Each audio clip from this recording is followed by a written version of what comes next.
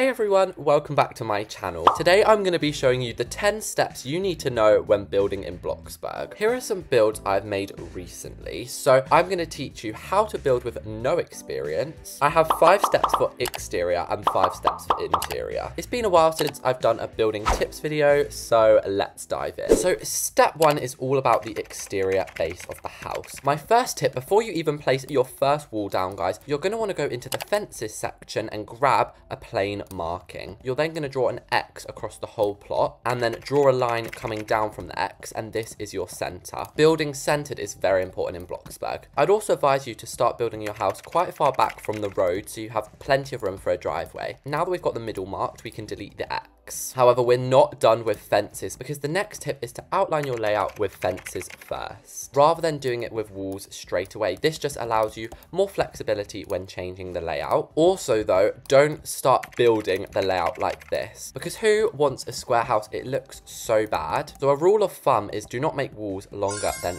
5 if they're flat. So as you can see, this wall here is 5, so we should probably go in a little bit. Also at the front, you can see I've got a little curve. Also, do not forget the garage. This might seem like a very obvious one, but I always forget my garage, so I've added that in here on this example. And now that we've designed the outline, we now need to decide where rooms are going to go. And once you've marked your layout, you can tell where everything is going to go. And now it's finally time to add the walls in, because you know you're not going to be making any mistakes. Now this looks nice, and if you don't have the multiple floors game pass, then this is all you can do. However, a lot of people have it nowadays, so I'm going to show you how to build the second floor too. You don't have to do this and exactly outline everything the same, because that actually looks really boring. Instead, build everything a little bit further back than the original floor plan. And this is going to give you a really good opportunity to have lots of fun with roofs. And that takes us on to step 2, which is roofs. So roofs are probably the most important part of a house, and I'm not even exaggerating. I know this first tip is obvious, but some people might not know. Never do this. You might think, oh, the flat roof's the cheapest. We never use flat roofs, guys, in Bloxburg. Never like that anyway. The only time you're going to use a flat roof is if you're making maybe a modern house and you want a roof like that. Otherwise, my top roofs are this one, and this one. Now, even when using roofs like this, don't just let them automatically place, because as you can see, it gets all glitchy. Like, Bloxburg doesn't know how to place roofs. My advice is to custom place them, and if you don't know how to do that, by the way, all you press is T and it will allow you to automatically place roofs. Then you can also resize these really tall. My advice is to go about middle and then make them thick like that. So as you can see, I just completely mismatched, do a bit of trial and error custom placing this roof on the top. It can take a bit of time, but once you get there, it's worth it. The second tip with roofs is to also mismatch different types. So for example, on the side, I'm going to use this slanted one, and it creates a nice variety. And the third tip is if you can't get your roof to face the right way, just press the R key, and as you can see, it will turn around. You can make it spin if you want, but that is a super handy tip that even I only found out the other day. I do think I should point out though, I'm not the best at roofs. The next tip in the roof step is to add chimneys. So of course these are to do with the roof, and people often forget they exist. So you're definitely going to want to add at least 1, maybe 2.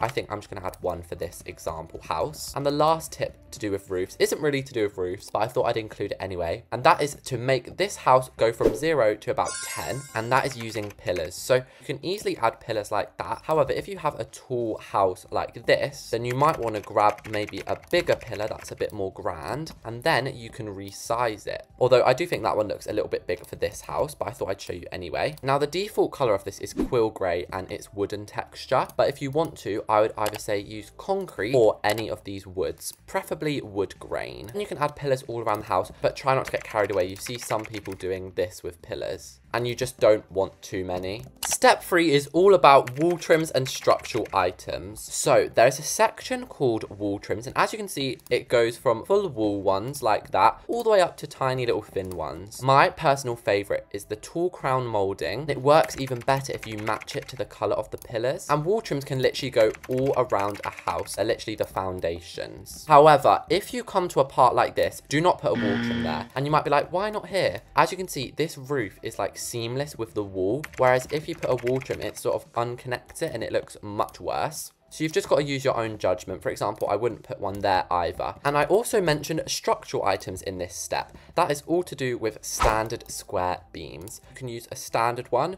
or a large one. And what you do is you basically draw an outline with structural items. Now, if you're not able to do this, it might be because you don't have the advanced placement game pass. Honestly, if you're looking to get serious about building in Bloxburg, you're going to need this game pass. Then once you've put all of these in, you just use the transform tool. And I'm pretty sure you don't need the transform plus game pass. You can do this just with advanced placement. And the final part of that is just to match it again to the wall trims. As you can see, that roof looks so much better now. And with that, step 3 is done. So step 4 is all about the exterior layout. And you might be thinking, we've been doing that this whole time, haven't we? But here I'm talking about gardens, tennis courts, driveways, everything like that. So the first step is to make driveways interesting shapes. So as you can see here, I'm just sketching a little pathway from the garage. And it might look crazy now, but trust me, this is going to help your house look much more realistic. And if you're wondering where the color is, we'll get to that in the next step, don't worry. Also in step 4 though, you're going to want to pick things like fences. So my personal favorite is this brick fence. However, you can actually sort of invent your own fences. For example, using this hedge mixed with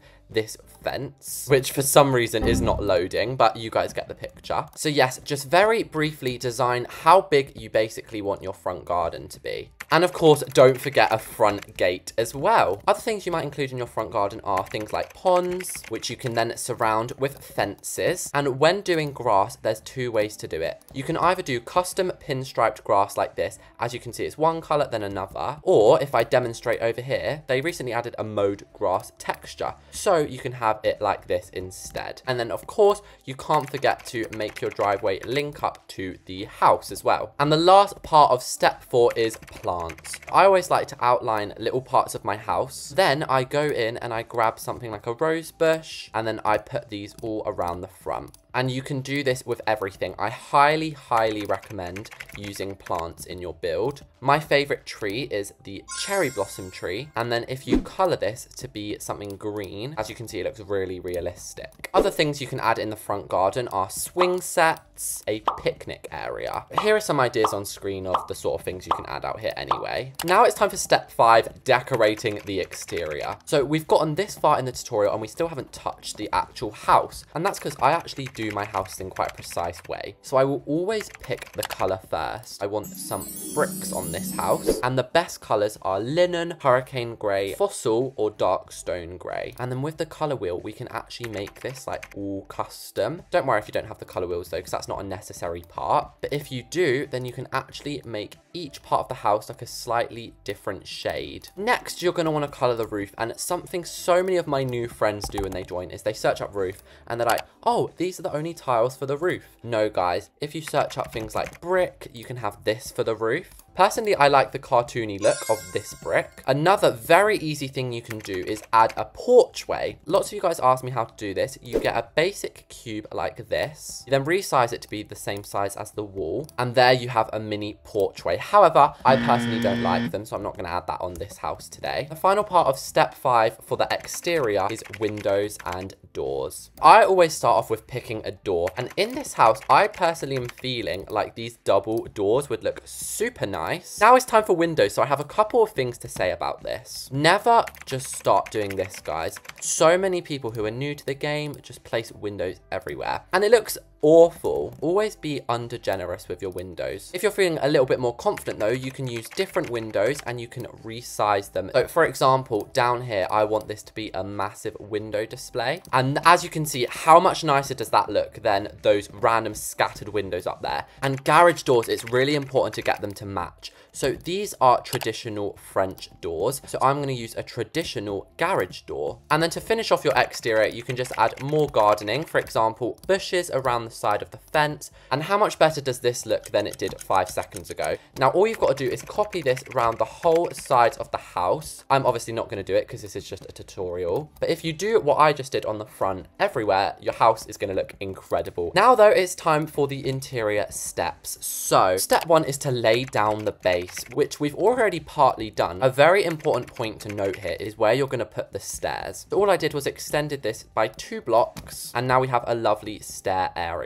The second thing you want to do when laying down the base is decide what doors you're going to use. I think today I'm going to use the traditional one. Also, a money-saving hack is to color everything before you clone it. As you can see, that's $35 to color, but when you clone it, it doesn't add any extra value. Also, with doors, you can actually go into the window section and use arched openings, and these can be used as doorways as well. Next tip in this part is basically just place down all the wall trims. And the last part of step 1 is just to repeat the whole thing on the second floor. The second step to interior is wallpaper. And you might be thinking, why have you got a whole step revolved around colouring? There is plenty of wallpapers in Bloxburg. As you can see, you can make them all different colours, but that's not the kind of wallpaper I'm talking about today. If we click decorations and search up paintings, you can actually make custom wallpaper. So there's 2 ways to do this. You can either use small paintings like this and put them above wall trims, or you can use things like the wide full painting, and that is going to be full wall wallpaper. And you might be thinking, this looks horrendous. What are you talking about? Well, obviously we're not leaving it like this. If you get out of build mode, then you can search up wallpaper. You then click free images, and as you can see, it gives you so many options. And doesn't that look way better than the default wallpaper colors? Now, step 3 is floors. So I've got a couple of things to say about this. You might jump into your Bloxburg house and just start placing floors like this. But never do this. You should always try layered flooring. So if you don't know what that is,